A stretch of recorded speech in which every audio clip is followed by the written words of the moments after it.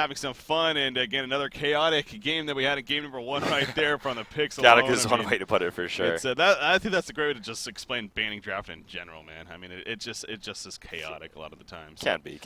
So with that said, they have just started the game number 2, so we're going to go ahead and get ourselves in there real quickly. Again, it's having some issues on our side some of the times when it loads in, but here we are loading in. No reason to blabber on anymore. Let's go ahead, jump into the game here, game number 2, as we have freshly squeezed taking on Tiori Man's Land. I think I did well that time. Pretty close. Banning Phase. Of course, you got Kraken into Predator so far. Kraken's actually been banned both games now. Yeah. Other than MOA is shining bright in this pool. There is Zephyr, Soul Reaper, Blacksmith. We saw the power of a secondary support Blacksmith in a banning draft pool yesterday. Yeah. The powerful roam he was able to put out with another support. And looking at strong supporters, outside of MOA on the board, you're looking at something, nothing really. You're actually looking at nothing. And MOA isn't banned out. Tjml is instead, which, are they going to give him a first pick MOA? Yeah, I mean, if you're the Hellborn team right here, you first pick MOA. Oh, no, they get the first pick. They get the first pick. Okay, and yeah, I haven't really been noticing that. Oh, it's different for so the side. it's That's different, so yeah. So the ban starts on the one side and then pick on the other. That makes more sense then. All right. Yeah. So they get the MOA pick. All of a sudden, well, it is the team that won last game, so it looks like they are. Well, according to the previous game, the other team was essentially calling them tryhards with their draft. So keep it up the same momentum here. Tundra is on the board, though. Blacksmith could be very powerful. Rhapsody is still a solid support. I said looking at other solid supports, it's not like Rhapsody can't support well. Just that not as common, but not really going to be too concerned with her. Just going to go for the War Beast Nomad combination instead. The great War Beast Nomad combination. No, it's definitely strong heroes in their own right, so I'm definitely curious right off the bat noticing that are we going to see that jungle War Beast? Yeah, it depends on how they run the War Beast, yeah. The Suicides tend to be more popular with him lately, so we'll see what it comes to for this Hellborn side over here. But back over to the Legion team. We do have, obviously, a right-click on the Tundra right there. So, Tundra Polywog Priest, yeah. Very, very powerful team so far, man. Tons of push potential, nice gank. Good defensive properties coming out from Master. Rhapsody's still on the board. They need a supporter. You can get away with other things like a Witch Slayer support if you lane him well enough and create an advantageous position. Yeah. And it looks like they maybe want to do that. I'm not the biggest fan. Riftwalker support can work if you have more of a puller role to get away with the weaker laning phase. 'Cause after she had 6, she can be quite devastating for team fights. It's just a matter of getting there without sacrificing too much. I actually did not even see the Myrmidon in this pool. Yeah, I mean, and if I did, I would have been pointing out the Myrm Blacksmith combo potentially as well. Yeah. As roamers and trialing supports. I actually just didn't even see the Myrmidon, to be honest. Yeah, you talked about, I mean, the options as far as the intellect pool specifically when it comes to the supports were the best, but yeah, you're right. I mean, the roaming potential of some like a Myrmidon Blacksmith could be very They powerful. honestly could even run a Blacksmith here and do a solo Witch Slayer mid, a Suicide War Beast, and a solo Nomad top, and then sort of adapt the Myrmidon Blacksmith around and create them, use them to create a lot of gank pressure, especially on something like a Polywog Priestman who's notoriously weak in the laning phase, and you can't really get away from Blacksmith, especially you get one kill, get those earlier boots, the long range stun. Could be quite painful, and Witch Slayer is strong solo in his own right, so actually if I were them, I would probably just look to snatch the Blacksmith here. Yeah. If I'm the Legion team, though, over here, if I'm frustrated, I'm happy with my lineup, man. That is a powerful lineup that they have over there, especially for this mode, managing to get what they have. So, and the lanes definitely will come together. There's a Zephyr final pick in the end, so they got some push potential, I guess. But yeah, I actually really liked their lanes if they had a Blacksmith. I was like, oh man, they're going to actually have some crush going on. And a Nomad with the War Beast, the constant battle cry coming out, should be able to last hit and do very, very well in his lane. Not to mention be able to create some kills potentially with that roaming Blacksmith Myrm, but yeah, just going to go for another more farm-oriented hero instead and use Witch Slayer as that support, which is okay, just leads itself to weaker lanes. I actually don't like Witch Slayer thrust into a support role that much. I agree with you. It seems it just doesn't work for him the best, It, compared to others at least. Yeah, I mean, I've seen it work. I've seen how you can make it work, but it's once again overall like getting over that hump to level 6 and. Yeah. Anyway. Well, it's they're gonna go with what they got with, but again, if you had to pick a lineouts from just looking at it, Legion team I think did it's a little bit stronger of one as far as what they put together. So, but we'll see. We'll see. Obviously, there is the whole playing part of the game now. See how they make that work. So, Mobby, by the way, the one that played Dark Lady last game here for YSQ. Rocking that Tundra. Yeah, playing Tundra. So if he's going to go safe lane again, or if he's... L15. Because they don't want to. They want to throw Polywog probably in. Actually, Polywog, is he being played as a? Starting to take a look at these heroes. Looks like Polywog may actually be played as a support. I mean, look at he has a typical support item build loadout here. So yeah, they want to have Master be more of a farm, I guess, over him. Yeah. Which, yeah, I mean, both obviously have their benefits, but. Actually, what hero did Funky Prawn play last game? Oh yeah, I was trying to remember. Not the Ra. What am I Doctor. saying? The Doctor. Right, Yeah. let's get it on. I don't know. We'll see. Might actually just be going for something like a stat item here, and then soloing with that extra mana potion. You can't do it. Yep, he is. So he's soloing still. Okay. All right. Yeah, you see Master and Rhapsody definitely buying much more support items here. Oh, that's cute. Shout out to his mom who just made him dinner. Aw. Great Told you mom everyone's right there. really nice. Yeah, we're Yeah, all I'm jealous over jealous. here I now. haven't even had food yet, man. Starving. Yes, yes. Could use some food. But we could also use some awesome Han action, and I'm sure we'll get that here. Yeah, for sure. I'm pretty sure we all had to move away from our moms here in pursuit of our Han dreams as well. We did. So. We Yeah. most certainly did. Anyway. Sad times, I know. Getting emotional in here all of a I sudden. know. Silhouette, Rhapsody, Master of Arms. They are going to be going the aggressive tri-lane up here. Is the Legion team, and again Polywog mid, and then you have Tundra in the short lane bottom. So they're going to be matched up against though the tri-lane of our Hellborn team: Zephyr, Witchslayer, Myrmidon. Yeah, and I feel like Myrmidon pulls a lot of weight, so maybe he can make up for the fact that Witchslayer does not lift as much here. On the Hellborn side, I feel like get that level 2. He does pull more weight. We'll see what happens. I mean, I'm taking a look at their tri-lane, though. That is absolutely disgusting. Yeah. I can't even. That is absolutely. That's not even right to look at, man. I feel dirty. I can't. I'm gonna watch another lane because that is going to be a massacre if that is played to 75, 50% of its potential even. So put in the pressure here on the Legion team, then. Better come through. That's what you're saying. So. yeah. Witchslayer specifically, he's going to be the one that really needs it. Even Zephyr, again, we always talk about this. He's deceptively tanky early on. So, hell, they could jump Zephyr, even with that shield, and possibly even going to kill it. You put the goo Deceptively tanky. To me, that means, like, you don't expect them to be tanky, and then they are. Like, well, it's because, I don't know, I think Zephyr, you think this hero that builds into being a tank. Right. But initially, he isn't. Unlike, there are some heroes that are tanky, like an Arbidon, say. He kind of is tanky, well, a little more tanky off the bat anyway. So, again, he's in agility. Yeah, Zephyr is pretty damn wow. squishy. We'd put in a Master of Arms right here. But and they can do nothing about it. yeah. Got us to stop further. Yeah, there's Damn, no Rhapsody's stun, too, is just so brutal, man. The triple range here against Zephyr going to apply a lot of hurt. Still, if they're going to harass Zephyr, that might leave them vulnerable, and they are a little bit more squishy, so it might leave them vulnerable. We'll have to see as Zephyr hits level 2. That's going to be a peak moment for this lane. Actually, Witchslayer really needs that as well, so everyone, their lane just gets that much better at level 2 for all of them. Meanwhile, on the other side, Rhapsody, her power is not so much Master, sure, but yeah, especially for the Hellborn team, they really need that level 2 here, so might have been writing him off a little bit too early. I mean, Myrmidon is a beast support in this try. I wasn't paying attention to War Beast, whether or not he pulled. I assume he did pull, though. Yeah, it definitely looks like he did. There's a big camp here with the pushing into the tower. But obviously in the Suicide Roll, level 2, you go the Battle Cry. So. And you know what? For the tri lane, as much fun as I was making of it, they have a War Beast applying that Battle Cry, man. And Tundra's really manning up on him. Wow, yeah. He's like skirting outside the tower range too. He's playing that wonderfully. Jeez. He really is man up mode. You see right here, he's going to take some good tower damage, but in the end, Warbeast's not going to be able to do much to pull health regen.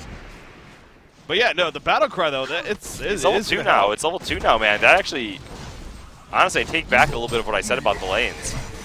Tundra's not afraid to man up, man. This guy is going balls to the wall. I don't know if this is going to pay off in the end. Yes, it will. Bloodlust kill comes out, and Tundra will... No! He won't get away. He does die in the end. Meanwhile, the top lane, though, kill coming up for the outboard side. However, Witzer falls, so as soon as action starts, it don't stop, apparently. They went in without Murmur on level 2. He only had the weed field. They needed a little bit more follow-up, and unfortunate for them, but at least they had a 1 for... Wait, did they get 2? Yeah. No, they got no, 1. Warbeast wound up getting a kill in the end. Mobby got it first, but yeah, claiming a little bit of recovery and getting some solo time here. Ring of the Teacher picked up, and let's see the regen actually pretty much all consumed by Tundra at this point, so making Warbeast time a bit easier, man. Mid lane, you actually see a Nomad harassing is probably with that battle cry. Not going to be enough, Ooh, though. I would have manned up. Yeah. I would have manned up, because if he used that tongue tie... He didn't have mana, though, for another True Strike at the time. It just came up for him. Yeah, but he had the Sandstorm. I don't know, it was close. I might have manned up to my demise at that point then. Not all of us could be Emperor. No, I just don't know. It was hard to say. It was close. Either way, Bottle is sapped, and if I look at Nomad, how's his regen? He's out too, so yeah, unfortunate. Not going to actually make that happen. It was just because of the battle cry buff. I thought he might have a chance there. Yeah, getting a couple attacks, and you're right. it would have been really close. Top lane, going back to that. So I was curious at the mid. How's actually his Nomad CS here? He's out CSing the Polywalk as expected with that battle cry and just his passive in general. Oh, Weedfoot, Not nice catching dodge by anybody. Silhouette. Oh, top lane though, Master of Arms in a bad spot, but again, Weedfoot already used by Myrmidon, and Zephyr gonna turn. Look at the damage! Oh, the goo is put down, and Zephyr just melts, man. Their targeting is pretty off, man. Yeah. You saw the Witch Slayer there attacking the Silhouette, who was the furthest one back. Meanwhile, the Master of Arms was the Rhapsody. One of those was up close, so even if it's the carry, you don't want to be diving past 2 long-range heroes who are going to be pummeling you with auto attacks and their spells the entire time. You should be going for the guy who's out of position. It doesn't matter if you want to kill the carry. You have to go for what's the most efficient route, and it seems like they're just not on pace with it right now. And he actually got, oh no, he got a point of mana drain here as well. Oh, yeah, wow. and I don't like that at all in the tri lane either. I think if he tries to mana drain anything, they're just gonna kill him. Yeah, the graveyard is just. You need to level that up too. I mean, especially at level 1, it's just. I'm not trying to.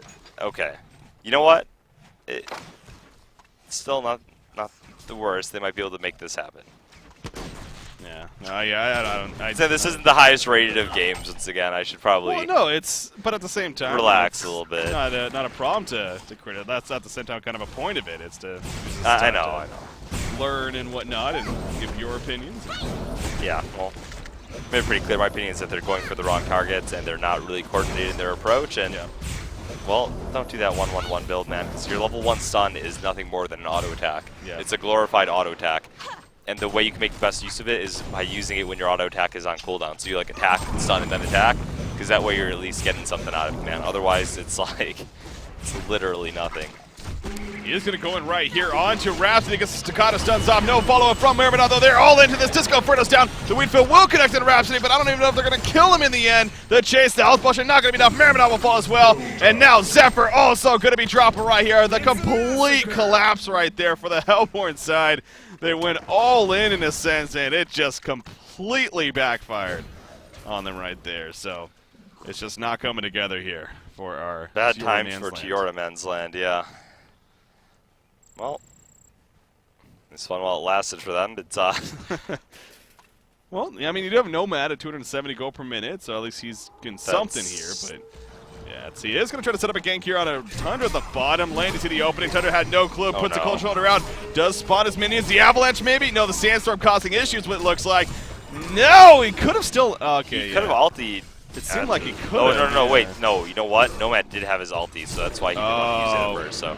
Okay. What did he though? I don't know if he did. Yeah, because it's a 60-second cooldown. He didn't actually land it, but I think that's what initially created the hesitancy, and then he went straight into the Sandstorm. Yeah. From what I would assume happened. I assume he was trying to play pretty smart there, so That would make sense. yeah, Mobby getting slayed, and a little bit of hope coming back out. Maybe we can get some roam happen. Maybe we can get that Nomad TP up top right here, and the Legion team is confident, man. They're like, oh, we can crush them every time they go in.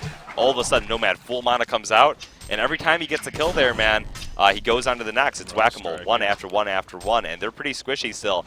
With that battle cry coming out, level 3, he can just count them on down, man. So I would like to see him port top. Yeah, very true. Actually, do it, please. I don't know if he's going to do it right now. He will. He has no bottle He's listening. charges. He has no homecoming stuff. So go heal and TP. This is your one chance to change the game around. Sitting in your lanes will not do it. Big Yep. plays will. Be unexpected. They're not expecting it right now. They're confident on the top lane. Get inside their head. TP to the back of the tower, get behind them. What wards do they have to spot him out? Nothing. God, you Sitting look in at your lane, Tundra in the meantime. this is going to keep the same suffer up. Make it happen. Yeah. I don't care if you're a farm hero. That doesn't mean you can't move around. Slicks. He was an excellent example of a carry player that would a lot of times do the unexpected. It wouldn't be unusual to see him at level 4 Forsaken Archer if he was having a bad time. TP and gank a lane even. You've seen him get, as far as carries go, he's one of the more active carry players of our time. So either way, Tundra in some deep trouble here, man. Here we go. Talking about Haster coming in from Nomad, chasing on Tundra. That's definitely a dead Tundra right there. A couple more auto attacks, and he gets a kill, so he roams bottom at least. And we'll see. Is he going to go top? He is top going lane. top, so here we go. But it Gonna might try be to do the slightly more expectable to unexpected. see how smart the Legion team is. They're playing pretty far back at this point, so he's still missing. window of opportunity might be gone. They knew he was hasted. Okay, so... He tries for it at least. And you know what? There was some roam to the middle while that happened, so that's why they're playing more passive too. Yeah. Even against that, so... Well... Yeah, timing a bit off, but I liked the thought process behind it. Going to resume his farm in the middle lane, and that's all fine. Now they know there's 2 mid, so they can be a lot more aggressive here on the top lane. Middle tower will go down, though. The bottom tower was denied earlier, actually, by Warbeast. They get there in time. Back to the top lane, though. True Grapple hits Marathon down. He falls. Obviously, the beforehand definitely helping, including Tundra being there with the Avalanche, trying to chase down the Zephyr, as well as Witch there. They're both on the run, though. The offensive mash just call on a Tundra right there, putting in some more auto attacks, and it will be enough. Turns them into the roasted chicken. Witch there also gets cut up right there. And Mobby playing the Tundra gets a hat trick when it's all said and done. Mobby accomplishing kind of what I wanted to see ultimately come out from Nomad. Obviously, the timing wasn't there, but it was there for Mobby, so they were feeling a little bit more confident in the hero mid, but Mobby, after being killed bottom lane, TPing right on top and making it happen. So that should be an easy tower push here. And you saw during all of that, though, Warbeast split push. He killed the bottom lane really quick. Does now have his Abyssal Skull and anything else, too. Yeah, Abyssal Boot, so he'll be able to take Ancients very, very effectively as well. The Legion takes down that top tower going down. I mean, you look at the overall goal and experience lead, 6,600 goal lead, just about in favor of the Legion team, about a 3,300 experience lead. So already a pretty devastating lead. You see Silhouette right there, actually even going for the Whispering Helm. So just making a point that she's all about just going to be farming it up right now. She pushed the bottom lane. Yeah. And that's honestly, exactly how hectic the tri lane was, I forgot that it was even a Silhouette that we're seeing farm up. Yeah, so I actually kind of like it. Nullstone against a Witch Slayer can be pretty questionable sometimes. The mana drain. Yeah. So choosing to go the different route. Nomad, he is up there in GPM. I mean, 345 now, so he has another 1,500 gold saved up here. Currently roaming with this Witch Slayer. Ooh, he gets an Electric Jolt to be used right there. But Tundra's going to spot them out. And actually, Witch Slayer might be in a little bit of trouble now. I think he's going to be fine. Teams are collapsing, though, on one another. Ultimate form from Warbeast. Goes to the Tundra. Takes an avalanche to the face, though. In jumps Nomad, putting some damage out. Deep in the Master's Call. Comes out of Tundra, though. The Weed Field will not land, however. The Sandstorm from Nomad, doing Jarud style. Gets his ultimate off right there. But at what cost? He is completely locked down. He will eventually fall. Warbeast is dead as well as Witch Slayer. And Myrmidon just waveforms away. Oh, he gets sniped out by the Death Lotus right there. That had to be maximum range coming out from Silhouette. I think so. Ouch, another big turnaround, though. And you got to think it's just not. Well, right now, yeah, the Tundra will probably walk Priests and create so much map control with their pushes, and well, I should include Rhapsody on that too. Pretty good pusher herself now. Actually buffed up that Disco Inferno to work a little bit better on using maybe 75% at some point. I believe so, yeah. And she was remember she was actually considered imbalanced when it was 100. Oh, well, she was being used all the time. Her Balfagor especially. I mean, yeah, with the Keeper. Yeah, I mean, we actually saw the Rhapsody Zephyr lineups happen a lot too, and in the late game, Zephyrs that went Mach, combined with the Cyclone, combined with the AoE, with the magic damage lifesteal. Imagine how much magic damage a Zephyr puts out, right? 24% magic damage lifesteal as he's putting out this ridiculous amount of AoE. The Mach onto 5 combo, targets, just couldn't even drop his life pool, so... Yeah, it was a pretty dumb combo. And that's hence the changes. I feel like Noob McNoob. Wait. I can't tell if he's being sarcastic or not. I'm going to go look at his McNoob. most played heroes here. And, well, actually doesn't have... No Myrmidon up there? Oh, he's saying, okay, I love playing him twice because I never play him. I'm bad. Yeah, he's saying he just hasn't played him before. Nomad being locked down, Avalanche on top of the tongue tie. It's not the best staggering of abilities, but it doesn't matter. They get the quick kill onto Nomad, and he's really the only threat right now, it seems like, on this Hellborn side. Yeah. And it's not even that big at this point, so. He brings up another fair point, though, there. You have to draft your team's strength sometimes, even if there is an ideal pick. You see it all the time. I mean, I see it in the competitive scene all the time. I watch the top of the top players, and not every top player uses a hero to 100% effectiveness. I mean, there's people that definitely have their specialty heroes that are a little bit more formidable, know the timing, know the situations they can survive in, how to maximize the total use of their hero. So, yeah, sometimes you got to play to your team's strengths as well instead of just looking at what pick you want at that moment. Right. Very true, very true.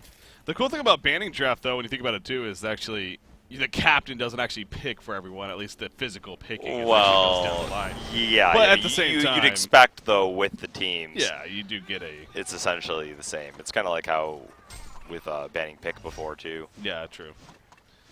Trying to find some action right here in the jungle, but not going to happen, it looks like. Again, he just got Silhouette. She's just getting more and more farm now. 450 gold per minute on Silhouette. Yep. She just finished her Firebrand here. Yeah, going for more of that carry solo build that we've seen instead of the Nullstone portal key route. And especially in a game like this, I mean, her team's definitely doing enough without her even a lot of times. So, granted, she is 3-0-7, so she has been involved in 11 of the 15 kills. Or 10. Wow, I can't do math. Oh, boy. So, yeah, anyways, I've been involved in 10 of the 15 kills, so obviously I've been pretty involved there. Rhapsody doing some counter warding. Not even take the damage, actually, from the Mirage Strike right there. So, got some mid-wars action now kind of picking up here. Nomad takes the Hex. Oh, the nice right there with the ultimate. The Ward Trap coming out. Nomad's dropping quickly, puts the Mirage Strike out, but he ends up dying anyways. Rhapsody going to use that Disco Inferno in the background, preventing all the damage coming out. Warby's goes straight for him, but Warby's now in a horrible spot, chasing with the ulti form. Zephyr also trying to do as much as possible, but now Silhouette's like, I'm here, bitches. Takes out Zephyr. Oh, gets a kill right there, and it just continues. 15 minutes is approaching, I'm just saying. Yeah, I feel bad watching this, man, and not calling the police. I feel like an idle bystander. This is wrong. Yeah. This is absolutely wrong. Right there. It's you can't Looks like blame they're them. calling it. It's a bad spot to be in, but that means freshly squeezed. As there we go, it is official. 15-minute concede victory, and that also means they're going to be now moving on to the round of 8 here in this banning draft tournament, the Ultimate Series that we're calling it. So, hey, who knows? Maybe we'll be casting them in the grand finals. Who knows, man? Who knows? It is going to be, hey, especially with this mode, there's a lot more of a randomness factor to an extent. A little bit. So yeah, it's going to be interesting to see how it progresses. But with that said, again, Freshly Squeezed is moving on. Tiori Mansland. Unfortunately, the road ends here for them. So they gave it an A+ effort, though. They did put up a good fight. I thought for a chance there, they might have been able to find an angle and create that Nomad giant steamroll engine that you see on Mike's 2 hitting heroes, but yeah, not quite in the end. So, oh well, not their day. Wasn't to be. Obviously, this is a. We still have 2 hours before the next round. I mean, I'm just gonna look real quickly to maybe see if there's a match that makes sense to jump into, right? I mean, let's see, the We Are Spies, did they end up playing, actually? Because that actually might be a one to perhaps jump into if they are playing or not, but I don't even know if they are playing, to be honest. I'm trying to find some of the players I know on their team, man. Yeah. They actually may have already played. I think they may have already played. Yeah, I think they already played as well, actually, and won because their a lot of the players are offline. So hey, we'll take a look. Maybe if we find one, we can come back on or something. Yeah, that's possible. So, well, again, though, we have 2 hours, so. Yeah. I don't even know if it's worth keeping the stream on at this point, honestly. But, well, okay, you know what we'll do? We'll take a short break right here. Podcast dance party? No. Do that? No. Well, we'll take a short break right here. We'll let you know. We might have another match that we jump into. If not, we'll be going on a break. We may shut down the stream for now. Anyways, the next match, though, is going to be set to start at 3:30 local time. So basically in about 2 hours from now, we do have a round of 8 going to be coming out here for the Ultimate Series. So with that said, actually, before we do go, I do want to shout out, or actually just say thank you for those that have subscribed so far. That have done it. At the end of the cast for today, we'll be sending us some names. So, but we are definitely getting up there in subscribers. So again, appreciate it, guys. Nice. Know that again goes back to the Hong competitive scene is the ultimate thing, and we just really just want to have fun with it and give you guys more chance to win something, some gold coins, some avatars, which we'll definitely be doing all throughout later on today, even in the later on portion of the cast. So, yep. All right.